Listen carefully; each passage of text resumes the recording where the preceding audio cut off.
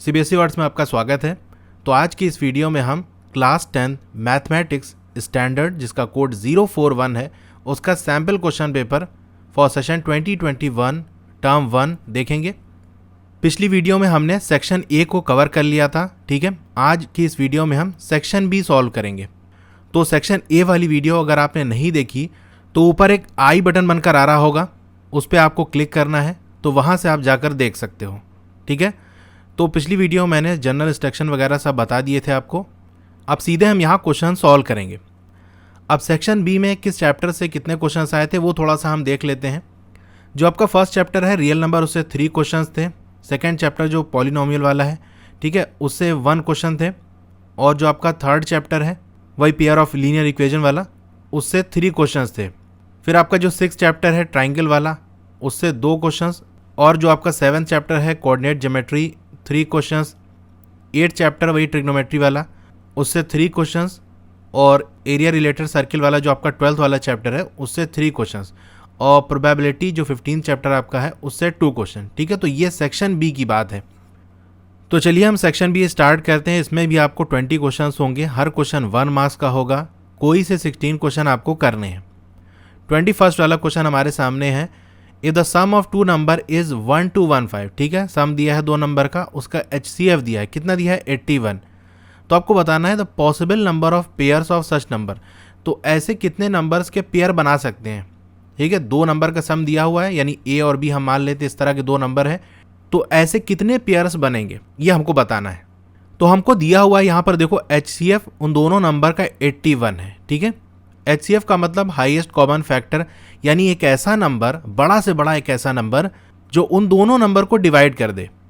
तो पहले चलिए हम नंबर मान लेते हैं कि वो 2 नंबर, एक A हो गया, ठीक है, एक A हो गया और B हो गया, ठीक है। अब इन दोनों का हाईएस्ट कॉमन फैक्टर अगर 81 है, यानी 81 एक बड़ा से बड़ा ऐसा नंबर होगा जो A को भी डिवाइड कर देगा और B को भी डिवाइड कर देगा। इसका मतलब क्या हुआ कि अगर A को हम डिवाइड कर देते हैं 81 से तो कुछ वैल्यू आएगी, ठीक है। जैसे मैंने फॉर एग्जांपल कहा कि आपका जो 14 है और 7, इसका HCF क्या होगा 7 होगा, यानी 7 बड़ा से बड़ा एक ऐसा नंबर होगा जो 7 को भी पूरी तरह से डिवाइड कर दे, कोई रिमाइंडर ना हो, और 14 को भी पूरी तरह से डिवाइड कर दे। तो जब हम 14 को 7 से डिवाइड करेंगे कुछ वैल्यू आएगी, 2 आएगी। और इसी तरीके से अगर हम 7 को डिवाइड करेंगे 7 से, ठीक है, जो HCF है उससे डिवाइड करेंगे तो कोई वैल्यू आएगी, जैसे 1, ठीक है। तो यहाँ पर भी A वो हमारा कोई नंबर है, उसको 81 से डिवाइड करेंगे तो कोई वैल्यू आएगी, मान लेते हैं वो X हो गया, ठीक है। इसी तरह दूसरा नंबर हमने B माना था और उसको भी हम 81 से डिवाइड करेंगे, क्योंकि 81 क्या है, B का फैक्टर है, हाईएस्ट फैक्टर है, तो डिवाइड हो जाएगा पूरी तरह से। और चलिए कुछ Y आ जाएगा, ठीक है। अब यहाँ से हम A और B की वैल्यू लिख लेते हैं। तो A हमारा क्या हो जाएगा 81X और B हमारा हो जाएगा 81Y, ठीक है। 2 चीज़ हमें पता चल गई। अब हमको साथ में ये दिया है कि उन दोनों का सम क्या है 1 to 15, यानी A प्लस B क्या है 1 to 15। वैल्यू हम पुट कर देते हैं 81X plus 81Y is equal to 1 to 15। अब 81 है, 81 9 का स्क्वायर होता है, यानी 9 से 81 तो डिवाइड हो जाएगा, ये 1 to 15 डिवाइड होगा तो 9 से डिवाइड हो जाएगा, एक बार और 9 से डिवाइड हो जाएगा, यानी ये पूरी तरह से 81 से डिवाइड हो जाएगा। तो X प्लस Y की वैल्यू हमारी आ जाएगी 15, ठीक है। ये रिलेशन हमको पता चल गया। अब क्या करेंगे, X और Y को हम सेट करेंगे इस तरह से कि उनका सम 15 होना चाहिए। तो मान लो हम पहले X लेते हैं, ठीक है। को प्राइम पेयर्स बनाएंगे। को प्राइम क्यों बनाएंगे अभी मैं आपको बताऊंगा एग्जाम्पल। यहाँ हम 1 लेंगे और Y को हम चलिए 14 ले लेते हैं, ठीक है। तो ये हमारा 15 हो जाएगा। तो एक पेयर हमारा ये बन गया। दूसरा हम ले लेते हैं 2 और 13 हो गया, ठीक है। ये इसका सम भी 15 हो जाएगा, ठीक है। तो ये भी एक और पेयर हमारा बन गया। तो हमको बताना है कितने पेयर्स बन सकते हैं, ठीक है। क्या 3 और 12 लेंगे?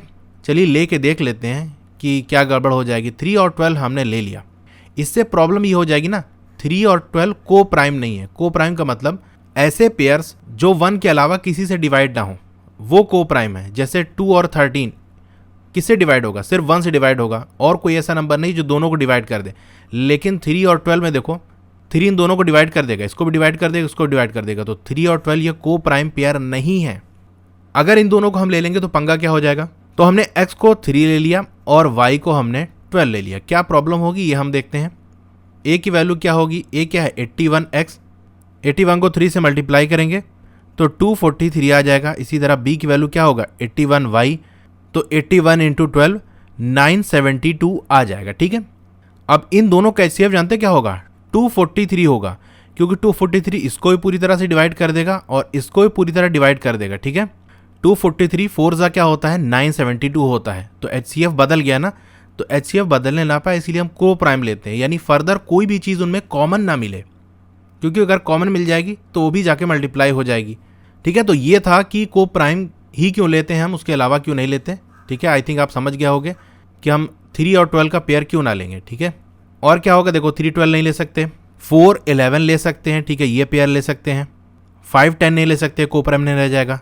6 और 9 नहीं ले सकते, अगला क्या हो जाएगा हमारा 7 और 8 ले सकते हैं। ठीक है, इसके अलावा फिर आगे 9 वगैरह कुछ नहीं ले सकते, आप ट्राई करके देख सकते हो। तो 1 2 और 3 4, तो हमारे टोटल 4 पेयर्स बनेंगे। कौन सा ऑप्शन सही होगा, इसका सी वाला सही होगा। ठीक है, 4। 22nd वाला क्वेश्चन है, गिवन बिलो द ग्राफ, आपको ग्राफ दिया है नीचे जहां पर 2 लीनियर इक्वेशन जिसको लाइन से शो किया गया है ए बी और सी डी। ठीक है, आपको एरिया बताना है ट्राइंगल का जो कि बनेगा बाय द 2 लाइन्स, ये दोनों लाइन जो आपको दी है ए बी और C D, and the line x is equal to 0। ठीक है, तो कल वाली वीडियो में मैंने आपको ये चीज़ बताई थी कि एक्स इज इक्वल टू ए का ग्राफ क्या होता है, यानी कौन सी लाइन होती है, ये वो लाइन होती है जो वाई एक्सिस के पैरेलल होती है। ठीक है, जैसी वैल्यू होगी वैसे ही ये आगे पीछे इधर उधर हो सकती है। ठीक है, तो x की वैल्यू हमको 0 दी है, यानी ये बिल्कुल y एक्सिस के ऊपर होगी। तो चलिए देखते हैं क्या दिया हुआ है हमको। तो हमें एक लाइन ये दी है AB वाली और एक ये CD वाली लाइन दी हुई है, और हमसे कह रहा है कि x इज इक्वल टू 0। ठीक है, ये दिया हुआ है, तो ट्राइंगल क्या होगा, ये बीच वाला यही हिस्सा हमारा ट्राइंगल है। तो ये लेंथ हम निकाल सकते हैं, ये यहाँ तक 4 है और ये -2 है, यानी ये लेंथ क्या हो जाएगी 6 हो जाएगी। और ये हाइट हम निकाल सकते हैं, क्योंकि ट्राइंगल का फॉर्मूला क्या होता है हाफ बेस इनटू हाइट, तो बेस हमने निकाल लिया। और ये यहाँ तक कितना यूनिट आप देख सकते हो, ये 2 है, तो 6 इंटू 2 और इसका हाफ कर देना है तो 6 आ जाएगा। तो ये सी वाला इसका भी ऑप्शन हो जाएगा 6 स्क्वायर यूनिट। 23rd वाला क्वेश्चन है tan alpha plus cot alpha is equal to 2।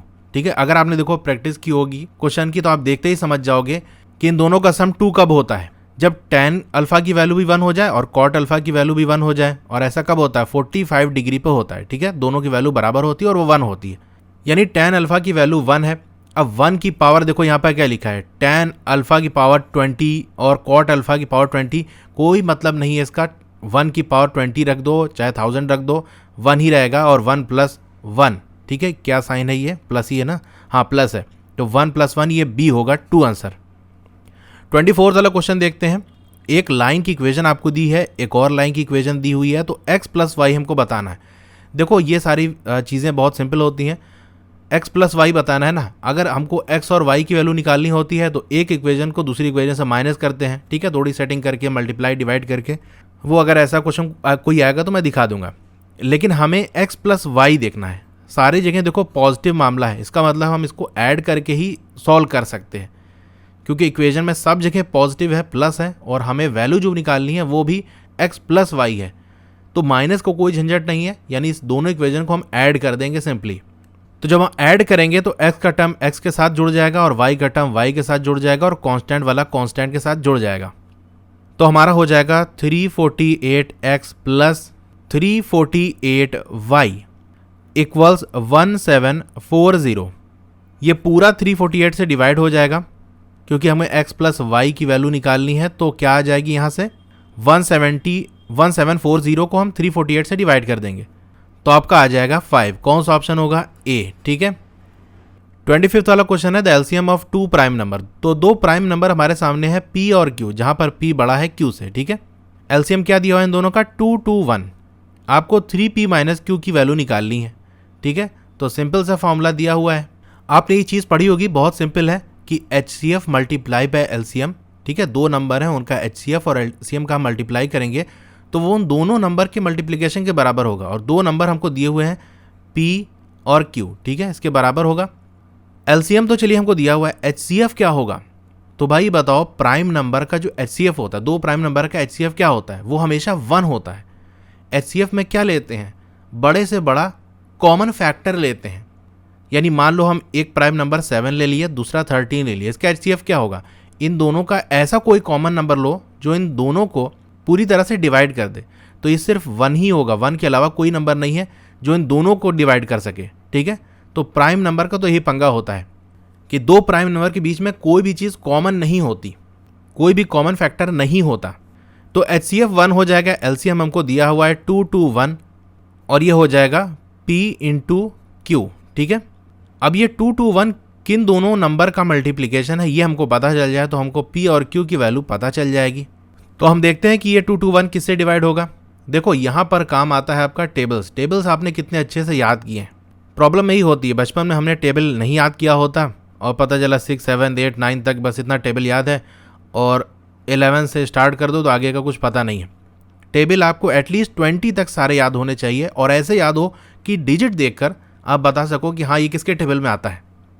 तो यहाँ पर 2 to 1 देखो कैसे, वरना फिर ट्राई करोगे 2 से डिवाइड होगा, नहीं होगा। 3 से इन सबको जोड़ लो, 2 + 2 4 + 1 5, 5 से डिवाइड नहीं हो रहा यानी 3 से डिवाइड नहीं होगा, 4 से भी डिवाइड नहीं होगा, 5 से नहीं होगा, 6, 7 से डिविजिबिलिटी ये भी नहीं होगा, 8, 9 से भी डिवाइड नहीं हो रहा है, 10 से 11 से भी डिवाइड नहीं होगा ये, ठीक है। डिविजिबिलिटी के लिए मैं अलग से वीडियो बना दूंगा कि कौन सा नंबर किस से डिवाइड होता है, ये सारी चीज़ें। तो ये 13 से डिवाइड हो जाएगा, 13 1 13 एंड 13 7 91, ठीक है। तो 13 से डिवाइड हो जाएगा यानी 13 और 17 का मल्टीप्लिकेशन। तो P वाला हमको दिया है कि बड़ा है तो P हमारा 17 हो जाएगा और Q छोटा वाला हमारा 13 हो जाएगा, ठीक है। तो 3 into P की वैल्यू क्या है 17, ये इसमें हम पुट कर रहे हैं, ठीक है, माइनस Q 13, 17 3 से 51, 51 माइनस 13 हमारा 38 आ जाएगा, ठीक है। तो कौन सा ऑप्शन होगा इसका, C वाला सही है। 26 वाला क्वेश्चन देखते हैं। Card is drawn from a well shuffled deck of cards, what is the probability that the card drawn is neither a king nor a queen. तो कार्ड के बारे में आपको नॉलेज होनी चाहिए और प्रोबेबिलिटी के बारे में आपको नॉलेज होनी चाहिए। चलिए प्रोबेबिलिटी वाला मैं बता देता हूँ। कार्ड थोड़ा सा हम पहले सीख लेते हैं, कितने कार्ड होते हैं, कितने किंग और क्वीन होते हैं, तभी हम ना सॉल्व कर पाएंगे इसको। अब प्लेइंग कार्ड की कुछ इस तरह से कहानी होती है कि इसके अंदर आपको 52 कार्ड्स मिलेंगे, ठीक है। इस 52 में आपके 4 ग्रुप्स होते हैं, ठीक है, जिसे हम सूट्स कहते हैं। 4 सूट्स आपके होते हैं। एक सूट आपका जिसका नाम क्लब होता है, आप देख सकते हो इस तरह का सिंबल है, कार्ड वगैरह देखा होगा तो आप जानते होगे, ठीक है। ये ब्लैक कलर का होता है, सिंबल इस तरह से होता है। फिर दूसरा आपका डायमंड होता है, इस तरह से शेप होता है, रेड कलर का होता है। फिर हार्ट आपका रेड कलर का होता है, इस तरह का सिंबल होता है। और चौथा आपका स्पेड होता है जो इस तरह से होता है, ठीक है। एक सूट के अंदर 13 कार्ड्स होते हैं। जैसे आप देख सकते हो पहला जो कार्ड होता है उसे हम एस कहते हैं, इक्का जिसे हम कहते हैं, ठीक है। तो इसमें क्लब का एक सिंबल बना होगा। इसी तरह फिर 2 आता है, 2 में 2 सिंबल बना होगा। 3 में देख सकते हो 3 सिंबल्स बना है, ठीक है।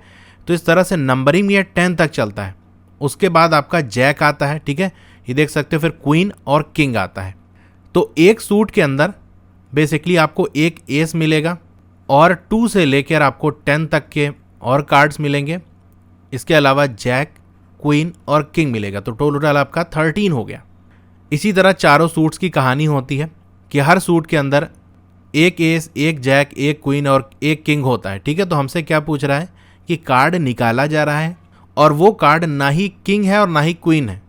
तो चारों सूट के अंदर मिला लें तो किंग हमारे कितने हो गए, टोटल 4 हो गए क्योंकि 4 सूट्स होते हैं। इसी तरह जो क्वीन होता है वो भी 4 हो गया। तो टोटल हमारा ये हो गया 8। तो हमको प्रोबेबिलिटी बतानी है। तो प्रोबेबिलिटी में क्या होता है, नंबर ऑफ पॉसिबल आउटकम्स को हम नीचे लिख देते हैं कि कितना आ सकता है। भाई कार्ड निकाला है तो 52 टोटल कार्ड्स होते हैं, तो 52 कार्ड्स निकल सकते हैं, कोई सा भी एक कार्ड निकल सकता है, ठीक है। तो टोटल जो कार्ड्स हैं 52 हमारे सामने, ठीक है। टोटल पॉसिबिलिटी ये है और हमें प्रोबेबिलिटी पता करनी है कि वो किंग और क्वीन दोनों में से कोई नहीं होना चाहिए, ठीक है। ना ही वो किंग होना चाहिए ना ही क्वीन होना चाहिए। यानी टोटल ये दोनों क्या है, किंग और क्वीन 8 है। तो 52 में से 8 माइनस कर दें तो हमारा 44 आएगा, ठीक है। कि ये 8 कार्ड ना निकले, इसके अलावा जो बचे हुए 44 है वो निकल सकते हैं, ठीक है। तो फेवरेबल आउटकम जो हमको चाहिए वो हमारा 44 होगा, ठीक है। तो इसको सॉल्व कर लेंगे। 4 1 4, 4 1 4, 4 1 4, 4 3 12, 11/13। तो इसका ए वाला ऑप्शन सही होगा। अब 27 वाला क्वेश्चन देखते हैं। इसको सॉल्व करने से पहले एक चीज़ मैं आपको बहुत इंपॉर्टेंट वो ये बताना चाहता हूँ कि आपके मन में ये सवाल होगा कि ये क्वेश्चन कहाँ से आ रहा है, क्या पढ़ें हम। तो मैंने बहुत पहले एक वीडियो बनाकर आपको दी थी, यानी आपका जब सेशन स्टार्ट हुआ तो उसी समय मैंने बताया था कि कैसे प्रिपरेशन स्टार्ट करनी है। तो वहाँ मैंने डिटेल में बताया था। यहाँ मैं शॉर्ट में बता रहा हूँ इस पेपर को यानी सैम्पल पेपर को देखने के बाद कि आपको तैयारी क्या करनी है। एक तो आपको एनसीईआरटी बुक, ये जो आपकी मैथ्स की है, इसकी सारी चीज़ आपको लगा लेनी है, यानी एग्जाम्पल्स भी लगा लेने हैं और एक्सरसाइज भी लगा लेनी है, ठीक है। कोई क्वेश्चन आपको नहीं छोड़ना है। जितने भी टॉपिक, जितनी भी एक्सरसाइज आपके सिलेबस में है, मैंने सिलेबस की वीडियो बनाई थी, उसके अंदर बता दिया था कौन सी एक्सरसाइज आपको लगानी है, कौन सी नहीं लगानी है, कौन से क्वेश्चन लगाने हैं नहीं लगाने, वो सारी चीज़ मैंने बता दी थी, ठीक है। तो एक तो एनसीईआरटी बुक अच्छे से आपको लगा लेना है। उसके अलावा एग्जाम्पलर से यहाँ बहुत क्वेश्चन है और एग्जाम्पलर से हमेशा क्वेश्चन आते हैं, ठीक है, खास तौर से मैथ्स। तो मैथ्स में आप एग्जाम्पलर के क्वेश्चन सारे सॉल्व कर लेना, ठीक है, चाहे वो एमसीक्यू हो, शॉर्ट हो, लॉन्ग हो, ठीक है। अभी मैं आपको कुछ क्वेश्चंस मैंने नोट किए हैं कि वो कहाँ कहाँ से लिए गए हैं, सारा तो नहीं नोट कर पाया, कुछ क्वेश्चंस मैंने नोट किए हैं, वो मैं आपको बताऊंगा कि हर जगह से, चाहे वो लॉन्ग क्वेश्चन ही क्यों ना हो एग्जाम्पलर का, वो भी यहाँ एमसीक्यू फॉर्म में पूछा गया है, ठीक है। तो एग्जाम्पलर आपको अच्छे से कर लेना है। फिर आपके एटलीस्ट 5 ईयर्स के प्रीवियस ईयर क्वेश्चंस जो आए हुए हैं वो थोड़ा सा देख लेना। इतना सब करने के बाद ही किसी रेफरेंस बुक की तरफ जाना। अब रेफरेंस बुक में कोई सा भी ले सकते हो, आर.डी. शर्मा ले सकते हो, आर.एस. अग्रवाल ले सकते हो, मैंने तो आर.डी. शर्मा से ही पढ़ाई की है, ठीक है, तो इसके बारे में ज़्यादा जानता हूँ। बाकी आप जो चाहे वो ले सकते हो। इतना काम करने के बाद और कोई भी रेफरेंस बुक आप उठाओ तो ऐसा नहीं कि उसके सारे क्वेश्चन एक तरह से लगाना शुरू कर दिए। रेफरेंस बुक भी सॉल्व करने का एक तरीका होता है कि कौन से क्वेश्चन करने हैं। अगर मेरे पास टाइम रहा तो मैं बता दूंगा, ठीक है, मार्क करा दूँ कौन से क्वेश्चन करने हैं। नहीं तो आप यूट्यूब पे सर्च कर लोगे तो बहुत सी वीडियो होंगी जो बता देंगी कि आर.डी. शर्मा के इंपॉर्टेंट क्वेश्चंस कौन से हैं, ठीक है, वही आपको प्रैक्टिस कर लेने हैं। लेकिन ये जो 3 चीज़ आपकी है, इसमें भी आपका एनसीईआरटी और एग्जाम्पलर, इसको बहुत अच्छे से आप तैयार करना, क्योंकि direct question as it is value के साथ आ रहे हैं। नहीं तो वैल्यू चेंज करके तो ऑलमोस्ट सारे ही क्वेश्चन इसी रेंज के हैं, ठीक है। तो ये जनरल इंस्ट्रक्शन हो गया हमारा थोड़ा सा। तो 27 वाले क्वेश्चन के बारे में मैंने नोट किया था कि आपकी जो एनसीईआरटी बुक है उसकी एक्सरसाइज 15.1 का ये क्वेश्चन है, क्वेश्चन नंबर 24, ठीक है, प्रोबेबिलिटी वाला चैप्टर है। वहाँ से एक क्वेश्चन उठाया गया है। 2 fair dice are rolled simultaneously, यानी एक साथ 2 डाइस को रोल किया जा रहा है, फेंका जा रहा है।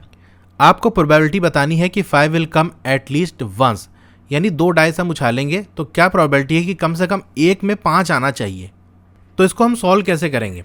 पहले हमको ये पता चल जाए कि टोटल कितने पेयर्स बन सकते हैं, यानी 2 डाइस हमने उछाला तो दोनों में क्या क्या आ सकता है। तो ये हम मान लेते हैं ये हमारा D1 है, डाइस 1, और ये हमारा डाइस 2 है, ठीक है। तो डाइस 1 हम उछालेंगे तो 1 से लेके 6 तक कुछ भी आ सकता है, यानी टोटल 6 पॉसिबिलिटीज़ है, कुछ भी आ सकता है। इसी तरह डाइस 2 को हम उछालेंगे तो वहाँ पर भी 1 से 6 तक कुछ भी आ सकता है। अब जब कभी 2 इवेंट एक साथ किए जा रहे हैं और उन दोनों में आपस में कोई लेना देना नहीं है, भाई पहले वाले डाइस में कुछ भी आए उसका असर दूसरे वाले डाइस पे नहीं पड़ेगा। आप ही नहीं कहोगे कि अगर पहले वाले डाइस पे ये आया तो दूसरे वाले पे ये आ सकता है, पहले में कुछ आ सकता है, डी में भी, दूसरे वाले में भी कुछ आ सकता है, ठीक है। आप कुछ अंदाज़ा नहीं लगा सकते। जैसे आपने एक कॉइन उछाला और उसमें हेड आ गया तो आप ये नहीं कह सकते अच्छा इधर हेड आया तो अब दोबारा उछालोगे तो टेल आ सकता है, ये ज़्यादा चांस है। कुछ नहीं हो सकता है 10 बार उछालो 10 बार हेड आ जाए, ठीक है। तो ऐसी कोई पॉसिबिलिटी नहीं है, कुछ अंदाज़ा नहीं लगा सकते। तो 2 डाइस हम उछाल रहे हैं और दोनों में कोई भी रिलेशन नहीं, यानी दोनों एक दूसरे के इवेंट को अफेक्ट नहीं कर रहे हैं। उस केस में हम मल्टीप्लिकेशन का साइन लगाते हैं। तो 6 × 6 क्या हो जाएगा, टोटल 36।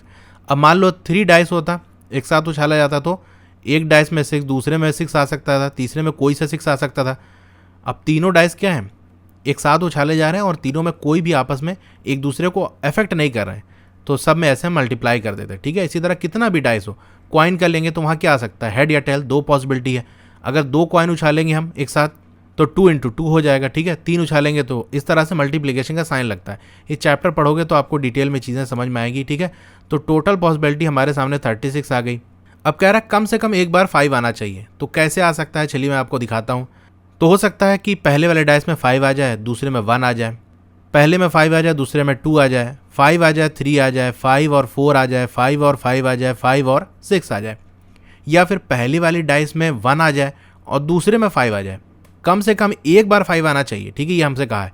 तो कम से कम है मतलब एक बार भी 5 आ सकता है, एक से ज़्यादा भी आ सकता है, लेकिन एक से कम नहीं होना चाहिए। ऐसा ना हो कि 5 आए ही ना।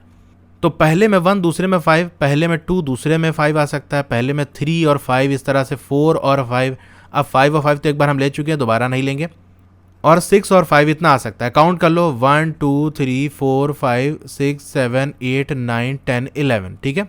तो फेवरेबल आउटकम हमारा कितना हुआ, कितना हमारा हम चाह रहे हैं वो हमारा 11 हो गया। तो favourable outcome upon total possible outcome कितना है, 36 हमने निकाला था, 11/36। तो इसका कौन सा, ये बी वाला ऑप्शन सही होगा। 28 वाला क्वेश्चन देखते हैं। 1 plus sine square alpha is equal to 3 sine alpha cos alpha. तो हमको कॉट अल्फा की वैल्यू बतानी है। अब ये क्वेश्चन आपका कहाँ का है? एग्जाम्पलर का है, एक्सरसाइज 8.4 क्वेश्चन नंबर 4। ठीक है, तो आप देख लिए यहाँ पर एग्जाम्पलर से क्वेश्चन आया हुआ है और वहाँ पर आपको टैन अल्फा निकालना था, यहाँ कॉट अल्फा आपसे पूछा है। तो बस हमको उलट देना है उस वैल्यू को। तो अगर उस क्वेश्चन को आपने किया होगा तो ये क्वेश्चन भी आसानी से आप लगा ले जाओगे। तो चलिए हम इसको सॉल्व करते हैं। इसमें बेसिकली हमको क्या करना है, कॉट अल्फा निकालना है और ऑप्शन से हमसे ये पता चल रहा है कि कॉट अल्फा की 2 वैल्यूज़ आ रही हैं। इसका मतलब ये कुछ क्वाड्रेटिक इक्वेशन टाइप का सॉल्व होगा जहां हमको x या y की 2 वैल्यूज़ मिलती हैं। तो सबसे पहले हमको क्या करना पड़ेगा, इस 1 को साइन या कॉस में कन्वर्ट करना पड़ेगा। तो आप जानते होंगे sine square theta plus cos square theta क्या होता है, 1 होता है। तो 1 को हम क्या लिख सकते हैं, यहाँ सारे अल्फ़ा हैं तो sine square alpha plus cos square alpha, ये हो गया।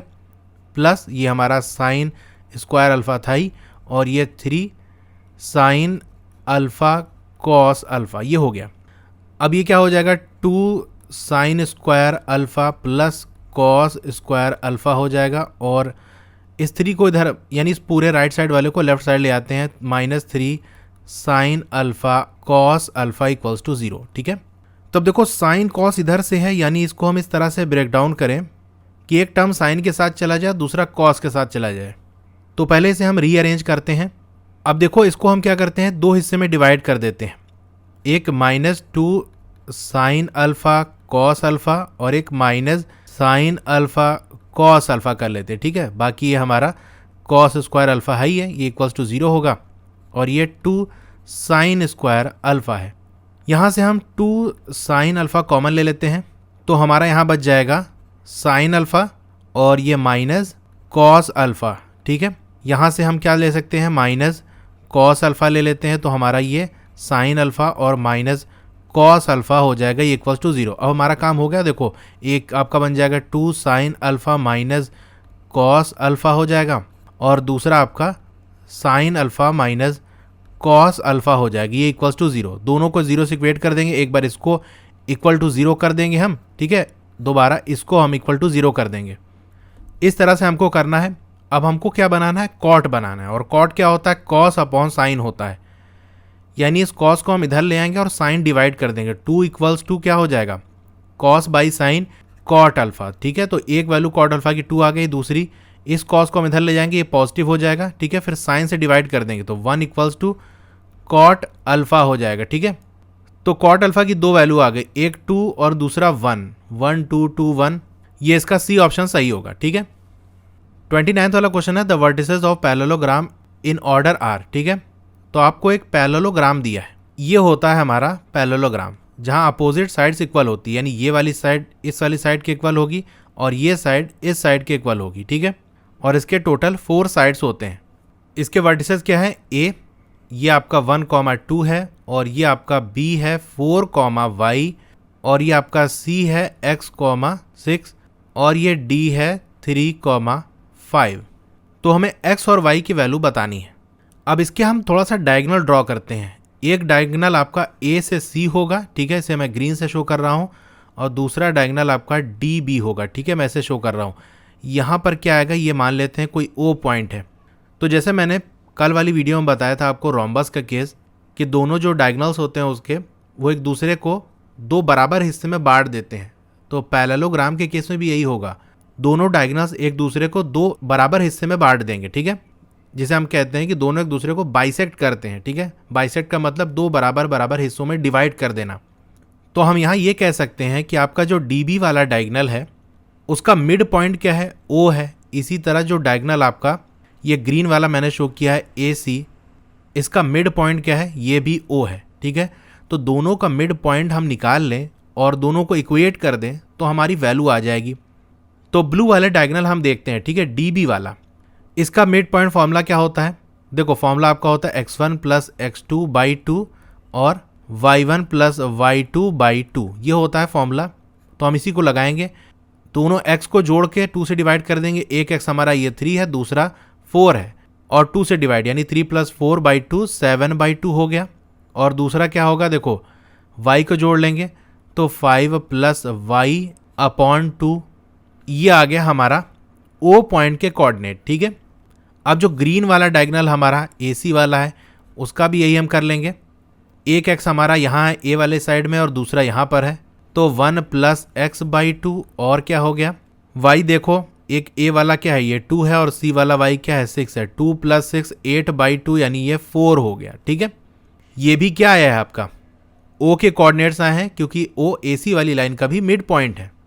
अब O तो एक ही पॉइंट है यानी दोनों कोऑर्डिनेट्स एक ही हैं, तो इसको हम इक्वेट कर लेते हैं। यानी जो आपका 7/2, 5 + y/2 है ये बराबर है किसके 1 + x/2, 4 इसके, ठीक है, क्योंकि दोनों एक ही कोऑर्डिनेट्स हैं। तो x वाले को x से कंपेयर कर लो और y वाले को y वाले से कंपेयर कर लो, ठीक है। तो हम सॉल्व करते हैं। 7/2 बराबर होगा किसके 1 + x/2 के, 2 तो कैंसिल हो गया, x की वैल्यू क्या आ जाएगी 6 आ जाएगी, ठीक है। ये हो गया हमारा काम। दूसरा 5 + y/2 ये बराबर होगा 4 के, इधर चला जाएगा, 4 2 8 हो जाएगा और 8 - 5 आपका 3 हो गया, यानी y आपका 3 आ जाएगा, ठीक है। 6, 3 कौन सा ऑप्शन है A वाला, ठीक है, ये हो गया। 30th वाला क्वेश्चन है, आपको नीचे फिगर दिया हुआ है। एंगल ACB बराबर है किसके एंगल CDA के। AC की वैल्यू आपको दी है, AD की वैल्यू आपको दी है, ठीक है। आपको BD की वैल्यू निकालनी है। तो यहाँ क्वेश्चन देख रहे हो बड़े बड़े क्वेश्चन हैं। मार्क्स भले ही बराबर है 1 मार्क्स, लेकिन अगर आता पेपर में तो आई थिंक 3 मार्क्स से कम ना आता ये क्वेश्चन, और इससे पहले वाला भी देख लो तो 3 मार्क्स से कम ना आता ये। अब ये क्वेश्चन भी आपका एग्जाम्पलर का है, एक्सरसाइज 6.3 का क्वेश्चन नंबर 13 है, ठीक है। एज इट इज़ बिल्कुल वही क्वेश्चन है। तो आप देख रहे हो अगर आपने एग्जाम्पलर किया है या आपकी NCERT जो बुक है उसको आपने किया है तो आसानी से यहाँ पेपर आप कर ले जाओगे, ठीक है, प्रॉब्लम नहीं होगी। तो यहाँ पर हमको ट्राइंगल दिया है, यानी सिमिलर ट्राइंगल वाला अगर कॉन्सेप्ट हम यूज़ करें तो इसको हम सॉल्व कर सकते हैं, ठीक है। तो एक ट्राइंगल तो हमारा ये ABC वाला हो जाएगा और दूसरा ट्राइंगल हम ये वाला ले लेते हैं, ठीक है, ADC वाला या ACD जो भी कह सकते हो। तो चलिए इसको निकाल के हम अलग कर लेते हैं। तो ADC हमने अलग कर लिया। ये जो D वाला एंगल है ये बराबर है किसके, ये जो आपका C वाला एंगल है, ठीक है, टोटल ABC वाले में, ठीक है। ये वाला एंगल ना लगा देना, ये पूरा ये वाला एंगल आपका एंगल C है, ठीक है, यहाँ वाला एंगल नहीं। तो इसको ये वाली लाइन में हटा देता हूँ ताकि कन्फ्यूज़न ना हो। तो हमारे सामने 2 ट्राइंगल्स आ गए, ठीक है। अब सिमिलैरिटी के लिए कंडीशन क्या होती है, चलिए देखते हैं कौन सी कंडीशन यहाँ पर लगेगी। अगर 2 एंगल हमको इक्वल मिल जाए तो हम कह सकते हैं कि ट्राइंगल सिमिलर है। एक तो आप देख सकते हो ये एंगल वाला A, इस ट्राइंगल में ये एंगल और ये एंगल ये तो सेम ही है, ठीक है, AA एंगल। और ये हमसे कहा गया है कि एंगल जो आपका ACB है, ठीक है, ACB यानी ये वाला जो एंगल है, ठीक है, और CDA यानी ये वाला एंगल ये बराबर है। तो देख रहे हो 2 एंगल हमको मिल गया, एक एंगल A वाला और एक एंगल ADC और ACB ये इक्वल है। इसका मतलब ये दोनों ट्राइंगल हमारे सिमिलर हैं। अब सिमिलैरिटी के लिए कंडीशन क्या होती है कि उनके जो कॉरस्पॉन्डिंग साइड्स हैं उनका रेशियो सेम होगा। तो किस साइड से हम रेशियो निकालेंगे ये इंपॉर्टेंट है। ऐसा नहीं कि आपको CD यानी ये आपका CD है और CB आपने ये इक्वेट कर दिया कि भाई ये राइट साइड है, ये राइट साइड है। पहले हमको एंगल सेट करना पड़ेगा, यानी एंगल C और एंगल D बराबर है तो एंगल D ये हमारा ऊपर आना चाहिए, ठीक है। और लेफ्ट साइड हमारा देख सकते हो ये एंगल A है तो लेफ्ट साइड ये होना चाहिए। इस तरह हम सेट करेंगे। तो D हमारा नीचे है, D हम इसको ऊपर ले जाएंगे। तो मैं राइट साइड में दूसरा डायग्राम बनाता हूँ इसकी पोजीशन चेंज करके, ठीक है। ये वाला जो हमारा ट्राइंगल है इसको हम थोड़ा सा घुमाएंगे तो D पॉइंट हमारा ऊपर होना चाहिए।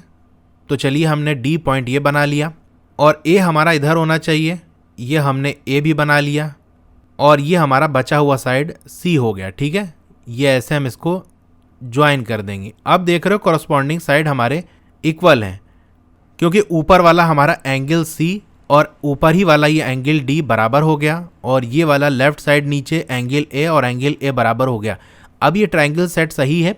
अब इस हिसाब से हम निकाल सकते हैं रेशियो, यानी हमारा रेशियो क्या होगा AD, ठीक है, ये वाला हमने साइड लिया है तो इधर का भी हम ये साइड लेंगे AD/AC, ये बराबर होगा किसके, चलिए नीचे वाला साइड ले लेते हैं AC/ ये वाला नीचे साइड AB हो जाएगा, ठीक है, ये बराबर होगा किसके, ये DC वाला साइड लेते हैं तो ये CB इधर साइड हो जाएगा DC/CB। तो ये रिलेशन हमारा हो गया। अब मैं एक और तरीका आपको बताता हूँ कि ये ट्राइंगल घुमाने वाला अगर आपको ना समझ में आए कि एंगल कैसे हम सेट करेंगे तो टेंशन लेने की बात नहीं है। एक इससे भी आसान तरीका है, इसको मैं पहले हटा लेता हूँ। इतना तक तो आप समझ गए होंगे कि हमने क्या कर दिया, इस ट्रायंगल को बस थोड़ा सा अलग करके लेफ्ट साइड में लिख लिया। तो ये दोनों ट्रायंगल है और ये सिमिलर है, हमने चेक कर लिया क्योंकि दो एंगल दोनों के इक्वल हैं, ठीक है, दोनों ट्रायंगल्स के। तो लेफ्ट साइड वाला हमारा जो ट्रायंगल है वो क्या है, ADC, ठीक है।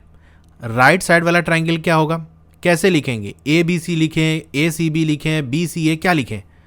तो जो एंगल इक्वल्स हैं उनको उसी ऑर्डर में हमको लिखना है, यानी एंगल A और एंगल A तो इक्वल है, तो दूसरा ट्रायंगल हमारा ABC वाला जो है वो कैसे लिखेंगे, पहले A लिखेंगे और एंगल D किसके बराबर है, ठीक है, ये जो हमारा एंगल D है ये एंगल C के बराबर है, तो हम पहले यहाँ पर C लिखेंगे क्योंकि यहाँ D लिखा है तो D के इक्वल यहाँ पर C है, ठीक है, तो हम ये लिखेंगे। बची साइड हमारी B, ठीक है, इतना काम हो गया। दो ट्रायंगल हमारे हो गए ADC और ACB। अब साइड कैसे सेट करेंगे, देखो A और D ले लेते हैं हम, यानी AD हो गया, यहाँ से हम यही पहला दूसरा लेंगे AC अपॉन AC हो गया इक्वल्स। अब हम D और C ले लेते हैं, यानी सेकंड वाला और थर्ड वाला ले लेते हैं, ठीक है, DC अपॉन यहाँ से भी हम सेकंड और थर्ड लेंगे, ठीक है, C और B हो गया, ठीक है, CB हो गया इक्वल्स। हम पहला ले लेते हैं और तीसरा ले लेते हैं, यानी AC हमने ले लिया, तो यहाँ भी हम पहला और तीसरा ले लेते हैं, ठीक है, A और B हो गया, ठीक है, वही इक्वेशन हमारी बन गई। हमको क्या निकालना है, BD निकालना है, यानी अगर हमको पूरा AB पता चल जाए और AD तो हमको 3 सेंटीमीटर दिया है तो माइनस कर देंगे तो बचा हुआ हमारा BD आ जाएगा, यानी पहला काम AB निकालना है हमको, ठीक है, ये रहा हमारा AB। क्या पता है वो ले लेंगे, देखो AC हमको पता है, ये वाला AC हमको पता है, तो ये हमारा आ गया। दूसरी कौन सी इक्वेशन ले जिसमें सब कुछ हमको पता हो, AD हमको पता है 3 सेंटीमीटर, देखो यहाँ आ गया AD, और AC पता है हमको 8 सेंटीमीटर, ठीक है, तो ये दोनों को हम ले लेंगे और इक्वेट कर देंगे। AD हमारा 3 दिया हुआ है, AC हमारा 8 दिया हुआ है, AC हमारा 8 है और AB हमारा ये हो गया, ठीक है। अब ये इधर चला जाएगा और ये इधर चला जाएगा, तो 3AB इक्वल्स टू 8 8 64 हो जाएगा, यानी AB की वैल्यू हमारी क्या हो जाएगी, 64/3 हो जाएगी। हमको देखो ऑप्शन फ्रैक्शन में दिया हुआ है इसलिए हम इसको डिवाइड करके सॉल्व नहीं करेंगे, तो बेसिकली हमारा AB 64/3 है और हमको DB निकालना है, ठीक है, तो AB में से AD को हम माइनस कर देंगे, यानी 64/3 माइनस AD हमारा क्या है 3, यहाँ हमारा 3 हो गया, 64 हो गया, 3 3 9 हो गया, तो माइनस करेंगे 55/3 हो जाएगा, तो इसका C ऑप्शन सही होगा, ठीक है। क्वेश्चन नंबर 31 देखते हैं। The equation of a perpendicular bisector of the line segment joining point A4,5 and B-2,3। तो दो पॉइंट्स आपको दिए हैं, यानी एक लाइन है, इसके दो कोऑर्डिनेट्स आपको दिए हैं। तो देखो देखने से आपको आइडिया लग जाएगा कौन सा पहले है कौन सा बाद, वैसे इतना इंपॉर्टेंट है नहीं। B में देखो x की वैल्यू -2 है, यानी B इधर कहीं होगा, ये B हो गया, और A मान लेते हैं हमारा ये कहीं है, ठीक है। B के कोऑर्डिनेट्स आपको -2,3 दिए हुए हैं और A के 4,5 दिए हुए हैं, ठीक है। तो ये लाइन सेगमेंट है जो इन दोनों पॉइंट को ज्वाइन कर रहा है। अब एक परपेंडिकुलर बाइसेक्टर है, यानी 90 डिग्री पे इसे, ये जो लाइन है हमारी, इसको कट कर रहा है। बाइसेक्ट का मतलब दो बराबर बराबर हिस्सों में बांट देना, यानी ये लाइन ऐसे मान लो कोई है, इसे कट कर रही है, ये होगा परपेंडिकुलर बाइसेक्टर, यानी 90 डिग्री पे कट करेगा और इसे दो बराबर हिस्से में बांट देगा, यानी ये जो पॉइंट होगा जहाँ कट कर रहा है वो AB लाइन का सेंटर होगा, ठीक है, जिसे हम O मान लेते हैं। तो हमें इस O पॉइंट का पहले x और y पता चल जाए, क्योंकि ये x और y क्या है, इस ग्रीन वाले लाइन का भी एक पॉइंट है जो इस ग्रीन वाली लाइन पर है ये पॉइंट। तो पहले चलिए x और y हम निकालते हैं। कैसे निकालेंगे, यानी जो OB वाली डिस्टेंस है वो बराबर होगी OA वाली डिस्टेंस के, ठीक है, यानी OB इक्वल होगा OA के। तो डिस्टेंस फॉर्मूला सिंपल हम लगाएंगे वही, √ में x2 माइनस x1 इसका whole square plus y2 minus y1 इसका होल स्क्वायर, ठीक है, जिसको तो मैंने पुट करके पहले भी दिखा दी है।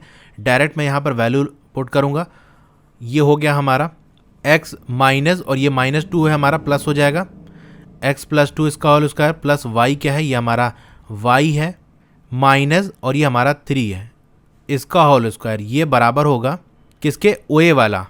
इसको भी हम ले लेते हैं। देखो x1 x2 किसी को भी पहले मान सकते हो, क्योंकि स्क्वायर हो जाएगा, तो कौन पहले लिख रहे हो कौन बाद लिख रहे हो इससे इंपॉर्टेंट नहीं है। तो यहाँ मैं x - 4 इसका होल स्क्वायर प्लस y - 5 इसका होल स्क्वायर, ठीक है। पहले तो उसका रूट हट जाएगा और उसके बाद हम इस इक्वेशन को पूरी तरह से खोल लेंगे, यानी एक्स स्क्वायर प्लस 2 टू 4 हो जाएगा, प्लस वही a प्लस बी का होल स्क्वायर फॉर्मूला लगाएंगे और इसमें ज़्यादा कुछ है नहीं, 4x हो जाएगा, plus y square plus 3 3 9 minus 2 3 6y हो जाएगा। ये हो गया equals x square plus 4 4 16 minus 8x हो गया, प्लस वाई स्क्वायर प्लस 5 5 25 हो गया, माइनस 10y हो गया। ठीक है, एक्स स्क्वायर यहाँ से चला गया, यहाँ एक्स स्क्वायर चला गया, यहाँ से y चला गया, यहाँ y चला गया। ठीक है, बस इसको इधर उधर करना है और सॉल्व करना है, इसमें ज़्यादा कुछ है नहीं।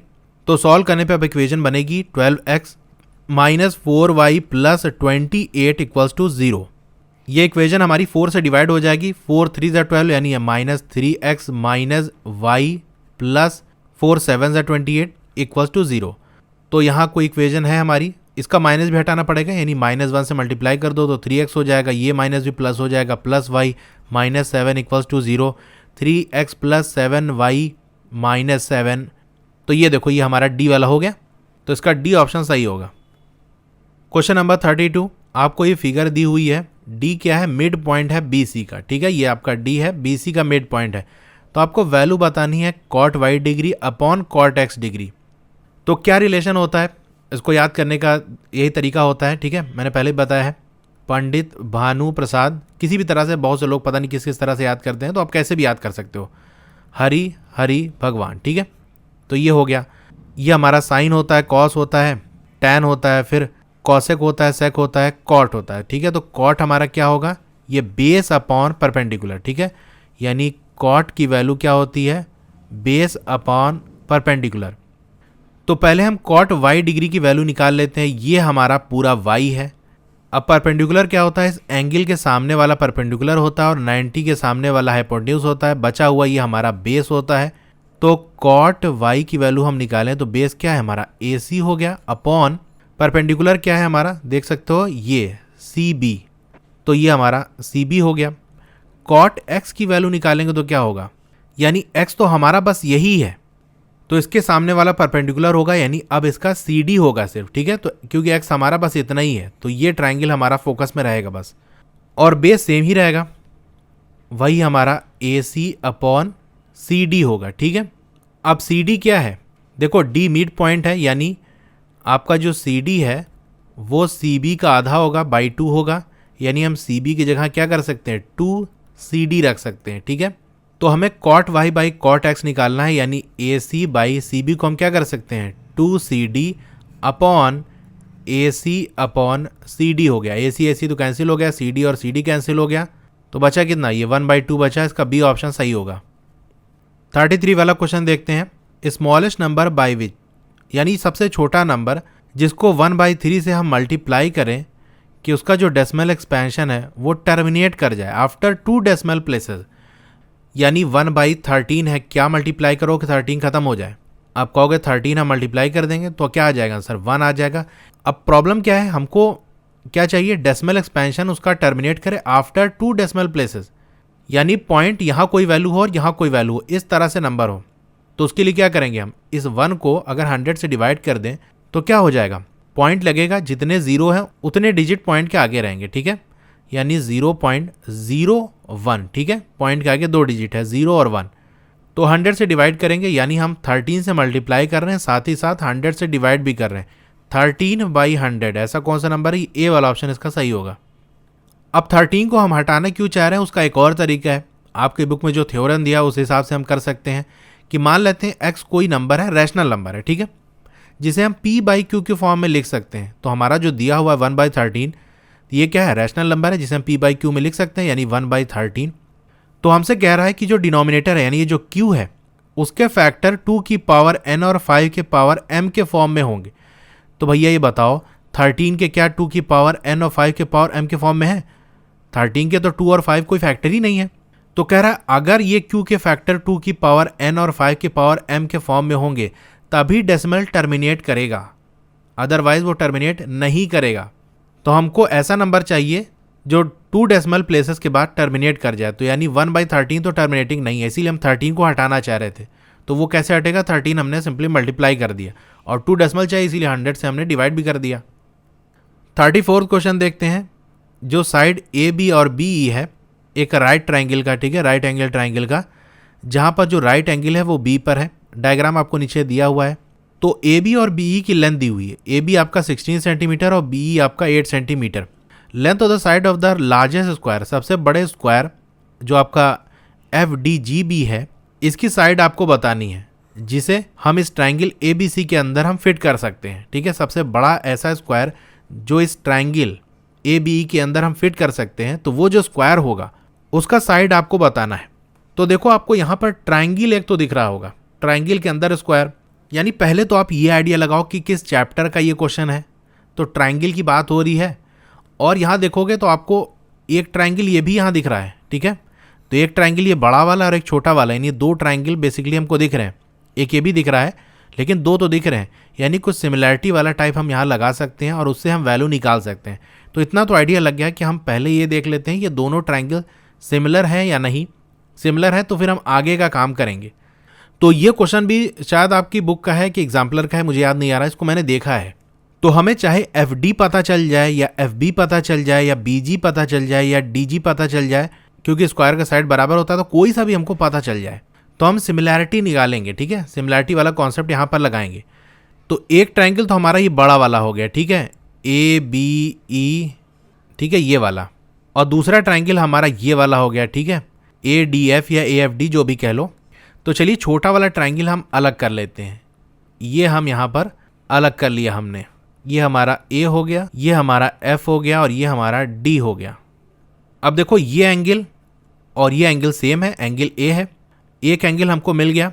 एंगल बी देखो ये 90 डिग्री है, तो ये वाला भी क्या होगा, 90 डिग्री होगा, क्योंकि अंदर हमारा स्क्वायर है, इसलिए जो बीजी लाइन है उसके पैरेलल होगा एफ डी, और पैरेलल होगा इसका मतलब कॉरस्पॉन्डिंग एंगल्स हमारे सेम होंगे। तो यानी ये भी हमारा 90, वैसे भी देख सकते हो 90 डिग्री है, ये बनना है। तो दो एंगल हमको इक्वल मिल गए, इसका मतलब ये दोनों ट्राइंगल क्या है, सिमिलर है। अब हमारा ये काम हो गया। तो हम पहले रेशियो लिख लेते हैं। ए एफ बाई कौन सी साइड होगी, ये ए बी हो गया, ठीक है, इक्वल होगा किसके, ए डी और ई एफ, इसके रेशियो, यानी ए डी बाई ए ई, ये बराबर होगा किसके, एफ डी और बी ई, एफ डी और बी ई। हमको क्या निकालना है, पहले हमको क्या दिया हुआ है, देखो ए बी हमको दिया हुआ है, ठीक है, 16 दिया हुआ है, और क्या दिया हुआ है, बी ई हमको दिया है, ये हमको दिया हुआ है। तो इन्हीं दोनों इक्वेशन को हम यूज़ करेंगे, यानी A F by A B equal F D by B E हम यूज़ करेंगे। ए बी और बी ई की वैल्यू मैं पुट कर देता हूँ यहाँ पर। ए बी हमारा 16 है और बी ई हमारा 8 है। अब इस स्क्वायर की साइड हम मान लेते हैं x है, ठीक है। तो F D, F B, B G और डी जी सब की वैल्यू क्या है, x के बराबर है। तो ये बी एफ हमारा क्या हो गया, x हो गया। हमको ए बी दिया हुआ है, इससे हम ए एफ निकाल सकते हैं। क्या होगा, ए बी हमारा 16 है, इसमें से हम ये x माइनस कर दें तो यही हमारा ए एफ होगा, ठीक है। ए बी में से हमने एफ बी वाला हिस्सा माइनस कर दिया और एफ बी क्या है, हमारा स्क्वायर का साइड है जो कि x है। तो ए एफ की जगह हम 16 माइनस एक्स लगा सकते हैं, ये 16 हो गया। एफ डी क्या है, हमारे स्क्वायर का साइड है, इसको मैंने x माना है और ये 8 हो गया। अब इसे बस क्रॉस मल्टीप्लाई कर दो, 8 और 16 मल्टीप्लाई होगा 128 आ जाएगा, माइनस 8x हो गया, इक्वल 16 इधर जाकर मल्टीप्लाई हो जाएगा, 16x हो गया, ठीक है। 128 इज इक्वल टू ये 8x उधर चला जाएगा, तो हमारा ये 24x हो जाएगा। तो x की वैल्यू क्या आ जाएगी, हम डिवाइड कर देंगे इसको 24 को, 16/3 आ जाएगा, ठीक है। तो इसका बी ऑप्शन सही होगा। क्वेश्चन नंबर 35 देखते हैं। एक पॉइंट है P जो कि डिवाइड कर रहा है एक लाइन सेगमेंट को, ठीक है। लाइन कौन सी है, RS, R और S के आपको कोऑर्डिनेट्स दिए हुए हैं। तो P पॉइंट क्या कर रहा है, इस लाइन को k/1 रेशियो में डिवाइड कर रहा है। अगर P लाई कर रहा है इस लाइन पे जिसकी इक्वेशन आपको दी है x minus y plus 2 equals to 0, तो k की वैल्यू आपको बतानी है। तो देखो भाई सिंपल सा आपका फॉर्मूला दिया है, अगर कोई पॉइंट किसी लाइन को k/1 रेशियो में डिवाइड करती है तो उस पॉइंट के कोऑर्डिनेट्स क्या होंगे, यानी उस पॉइंट के x और y की वैल्यू क्या होगी, उसको निकालने का जो फॉर्मूला होता है वो होता है kx2 plus x1 upon k+1। ये हो गया x का। इसी तरह y के कोऑर्डिनेट्स क्या होंगे, ky2 plus y1 upon k+1, ठीक है, ये उसके कोऑर्डिनेट्स होंगे। अब वैल्यू पुट कर देते हैं, ये हमारा x1 है, ये हमारा y1 है, ये हमारा x2 है, ये हमारा y2 है। वैल्यू पुट करने के बाद आएगा 9k minus 1 upon k plus 1 और क्या आएगा 8k plus 3 upon k plus 1, ये आएगा। ठीक है, तो ये हमारा P पॉइंट है। अगर ये P पॉइंट इस लाइन जिसकी इक्वेशन दी हुई है उस लाइन पे ये पॉइंट है, तो मतलब इस इक्वेशन को वो सेटिस्फाई करेगा। सेटिस्फाई का मतलब उस P पॉइंट की जो x और y की वैल्यू है उसको यहाँ x और y की जगह हम रख दें तो इक्वेशन सॉल्व हो जाएगी, यानी इक्वल टू 0 आ जाएगा। तो चलिए x की वैल्यू हमको ये दी है, y की वैल्यू हमको ये दी हुई है, तो 9k minus 1 upon k plus 1 ये x हो गया। और क्या है हमारा, ये x माइनस वाई है प्लस 2 है, यानी माइनस y की value 8k plus 3 by k plus 1 और ये हमारा 2। इसको सॉल्व करेंगे, देखो k प्लस 1 हो जाएगा, ये इक्वल टू 0 है। ठीक है, तो यहाँ 9k माइनस 1 माइनस 8k, ये माइनस इधर मल्टीप्लाई हो जाएगा तो ये क्या हो जाएगा 3 हो जाएगा। और देखो 2 क्या होगा, ये यहाँ पर 1 k प्लस 1 2 से मल्टीप्लाई हो जाएगा तो हो जाएगा 2k प्लस 2 इक्वल टू 0। ये k प्लस 1 जाके इधर जाएगा तो 0 से मल्टीप्लाई होकर ख़त्म हो जाएगा। अब बस आपकी इक्वेशन यही बचेगी, 9k minus 1 minus 8k minus 3 plus 2k plus 2 equal to 0। इसको सॉल्व करोगे तो k की वैल्यू आएगी 2/3। कौन सा ऑप्शन होगा, देखो ये A वाला ऑप्शन सही होगा। ठीक है, क्वेश्चन 36 देखते हैं। इसमें आपको एक फिगर दी हुई है, ABCD क्या है, स्क्वायर है, यानी ABC और D। ठीक है, ये आपका पूरा स्क्वायर है। इसकी साइड दी है आपको 14 सेंटीमीटर, यानी ये आपकी क्या है 14 सेंटीमीटर, जिसमें EFGH क्या है, मिड पॉइंट है ऑफ साइड ABCD, यानी आपका A है, ये B है, इसका मिड पॉइंट आपका E है। इस तरह से आपका एक H और F और G एक क्या है, रिस्पेक्टिव लाइंस के मिड पॉइंट है। यानी अगर यहाँ से यहाँ तक आपको जो दिया हुआ है 14 है, तो ये जो साइड होगी वो क्या होगी 7 होगी। इस तरह ये 7 होगी, ये 7 होगी, ये 7, ये 7, ये 7, ये और ये 7 होगी। ठीक है, शेडेड पोर्शन का आपको एरिया निकालना है। तो भाई पहली चीज़ आपको जो यहाँ से दिखनी चाहिए वो ये कि अगर हम यहाँ से एक लाइन ड्रॉ कर देते हैं, ठीक है, तो ये जो ऊपर वाला हिस्सा है क्या एक हेमिस्फीयर है, इसका हमको रेडियस पता है, यानी ये इसका सेंटर होगा तो ये इसका रेडियस होगा, तो यही लेंथ तो ये वाली भी है। ठीक है, 7 होगी।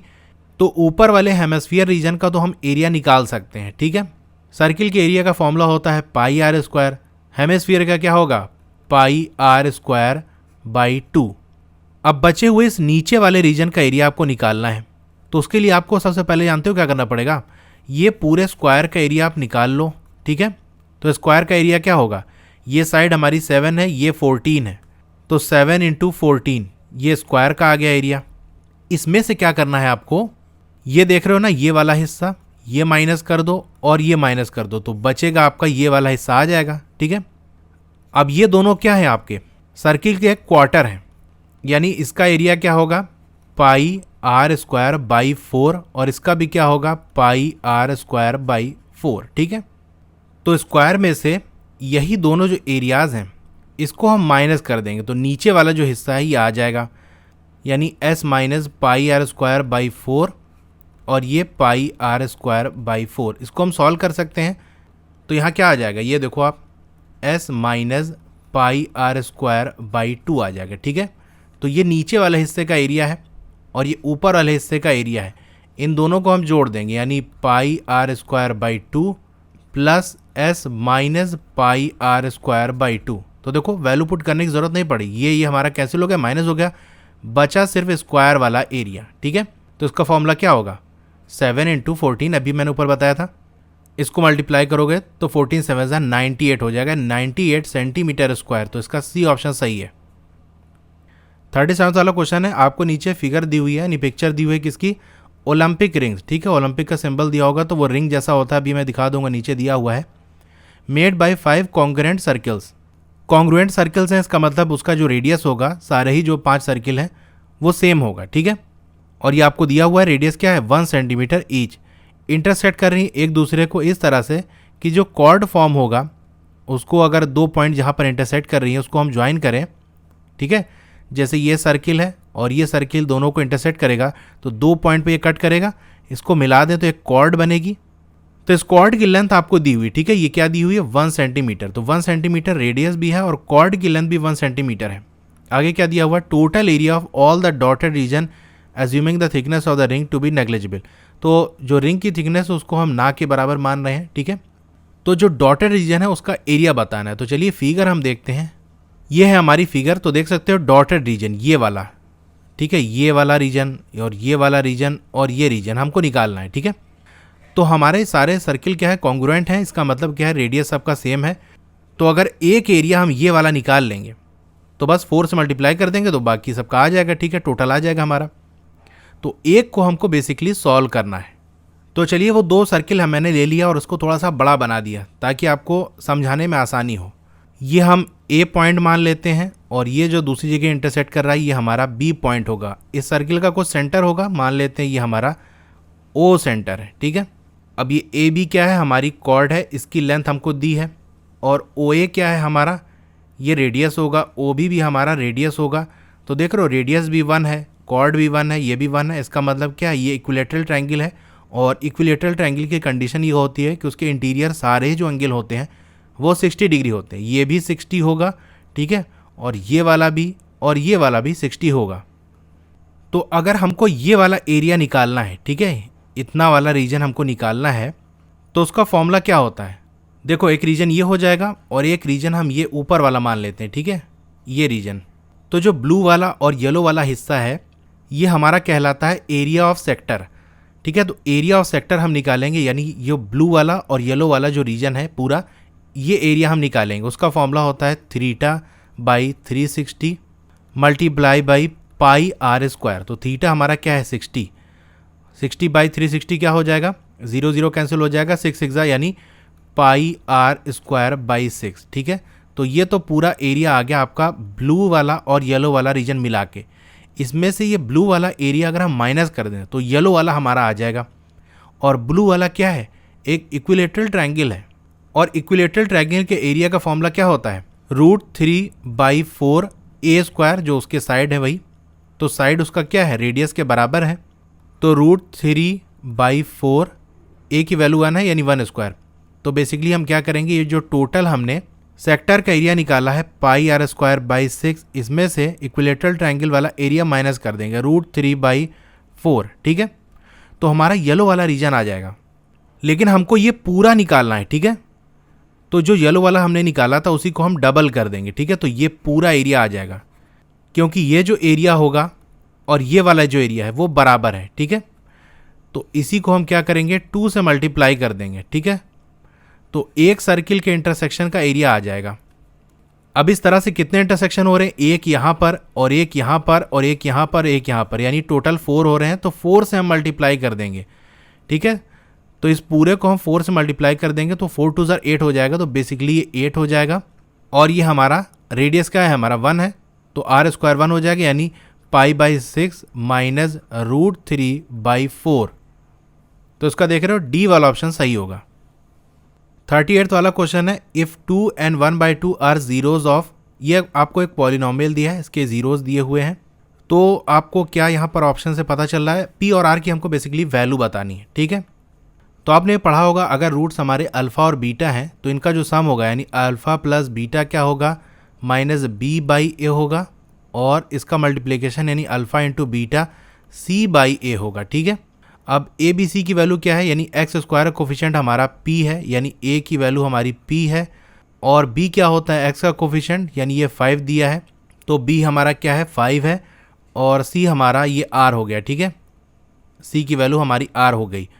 तो अल्फ़ा प्लस बीटा यानी 2 + 1/2 करेंगे तो क्या हो जाएगा 5/2, और b की वैल्यू हमारी 5 है, यानी 5/2 इक्वल -5/a। तो यहाँ से हम a की वैल्यू निकाल सकते हैं, a क्या हो जाएगा -2 हो जाएगा, ठीक है, इतना हो गया। अल्फ़ा इंटू बीटा यानी 1, यानी 2 × 1/2 क्या हो जाएगा 1 हो जाएगा। तो c/a की वैल्यू क्या हो जाएगी 1 हो जाएगी। इस हिसाब से c और a की वैल्यू क्या है इक्वल है। तो a की वैल्यू हमने क्या निकाली थी -2, तो c की वैल्यू भी -2 हो जाएगी, और c हमारा क्या है r है और a हमारा p है, ठीक है। तो p = r = -2। ये बी वाला ऑप्शन इसका सही हो जाएगा। 39 वाला क्वेश्चन देखते हैं। सरकमफ्रेंस दिया हुआ है सर्किल का 100 centimetre, side of square inscribed in the circle is, ठीक है, यानी एक सर्किल इस तरह से है, उसके अंदर एक स्क्वायर को हमने फिट कर दिया है, ठीक है। इस सर्किल का हमें सरकमफ्रेंस दिया यानी 2 पाई आर की वैल्यू दी है हमें 100 सेंटीमीटर। अब उस स्क्वायर का साइड आपको निकालना है। तो भाई इतना तो आप जानते हो कि यहाँ इस एज को और इस एज को हम मिलाएंगे, ठीक है, ये और ये बराबर होती है। इसका मतलब क्या है, इसके डायगोनल जो होंगे वो डायमीटर के बराबर होंगे यानी 2r के बराबर होंगे। तो हम पहले 2r निकाल लेते हैं। 2r क्या होगा, 100 बाई पाई, ठीक है। तो स्क्वायर की डायगोनल की लेंथ हमें पता चल गई 100 बाई पाई। इसका साइड मान लेते हैं हम ये s है, तो साइड सारे बराबर हैं। ये डायगोनल इसकी लेंथ हमें 100 बाई पाई पता चल गई है। तो 100 बाई पाई इसका होल स्क्वायर, वही पाइथागोरस लगाएंगे, ठीक है, क्योंकि हमारा ये क्या होगा 90 डिग्री होगा, ठीक है। तो साइड का स्क्वायर प्लस साइड का स्क्वायर ये हो गया। तो हमारा 100 का स्क्वायर क्या हो जाएगा, अब ये हमारा 100 स्क्वायर यानी 100 इंटू 100 हो गया बाई पाई स्क्वायर हो गया। और ये देखो क्या हो जाएगा 2s स्क्वायर हो जाएगा, यानी ये 2 आकर यहाँ डिवाइड हो जाएगा, ये बराबर होगा s स्क्वायर के। तो 2 ये हमारा 50 हो गया। तो s स्क्वायर की वैल्यू क्या हो गई 50 इंटू 100 बाई पाई स्क्वायर। तो अब 100 को हम क्या लिख सकते हैं 50 इंटू 2, तो हमारे पास 250 हो गए। जब हम इसका रूट निकालेंगे तो 150 हमारा बाहर हो जाएगा और ये √2 हो जाएगा, ठीक है। तो ये तो बेसिक चीज़ है। और ये पाई हो जाएगी, यानी साइड की वैल्यू हमारी क्या आ गई 50 √2 बाई पाई, 50 √2 बाई पाई, ये हमारा सी ऑप्शन सही होगा। Question number 40, the number of solution, यानी कितने सोल्यूशंस होंगे 3 की power x plus y is equal to 243 और 243 की power x minus y equals to 3। तो भाई देखो 243 को हमको 3 में कन्वर्ट करना है ताकि पावर का हम रिलेशन बना सके, ठीक है। तो ये होता है 243 आपका 3 की पावर 5, यानी 3 की power x plus y equals to 3 की पावर 5 और 3 की पावर 5 इसकी जो पावर है x माइनस वाई ये इक्वल है 3 के, ठीक है। तो इक्वेट कर सकते हैं हम, यानी पावर को इक्वल कर सकते हैं, x plus y equals to 5, ये एक इक्वेशन हमारे सामने आ गई। और जब कभी कोई होता है, मान लो a नंबर है उसकी पावर m है, इस होल की पावर n है, तो ये m और n मल्टीप्लाई हो जाएंगे। तो हमारा ये 5 और ये मल्टीप्लाई हो जाएगा x माइनस वाई, ठीक है। पावर करना है, देखो यहाँ 3 की पावर क्या होगी 1 हम मान सकते हैं, तो ये इक्वल हो जाएगा 1 के।